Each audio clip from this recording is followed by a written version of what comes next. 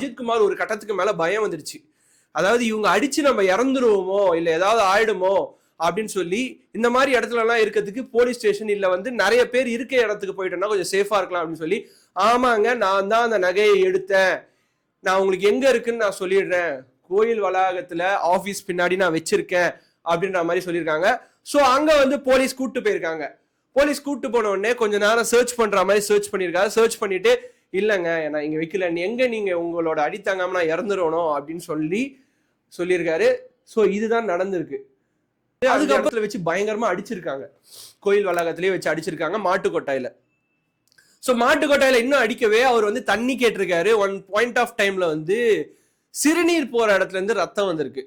So அதுக்கப்புறம் தண்ணி கேட்டு கேட்டு கேட்டு ஒரு பாயிண்ட் ஆஃப் டைம்ல விக்கல், மரண ஓலத்துல தாங்க விக்கல் வரும்.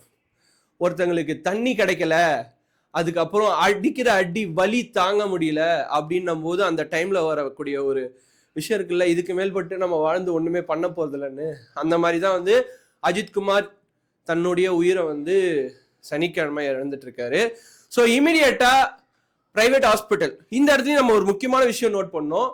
கவர்மெண்ட் சம்பந்தப்பட்ட எந்த விஷயமா இருந்தாலும், even he is chief minister or else president, யாரா இருந்தாலும் இனிஷியலா கூட்டு போக வேண்டிய இடம் வந்து if it is a complaint in police station or in and around நீதிமன்ற காவல் இருக்குன்னா ஃபர்ஸ்ட் கவர்மெண்ட் ஹாஸ்பிட்டலுக்கு தாங்க கூட்டு போவாங்க. பட் அஜித்குமார் கூட்டு போகப்பட்ட இடம் வந்து ஒரு பிரைவேட் தனியார் ஹாஸ்பிட்டல் கூட்டு போயிருக்காங்க. அங்க வந்து இல்லைங்க நாங்க இங்க பார்க்க மாட்டோம்னு சொல்லிட்டு இருக்காங்க. ஏன் அப்படின்னா அவர் ஆல்ரெடி இறந்துட்டாரு, போற வழியிலேயே இறந்துட்டாரு அப்படின்றதுதான் அங்க தகவலே. இது எப்படின்னா கூட வந்த ரிலேட்டிவ்ஸ் இருக்காங்கல்ல, அவங்க வந்து அந்த டாக்டர் கிட்ட கேட்டு தெரிஞ்சிட்டு இருக்காங்க.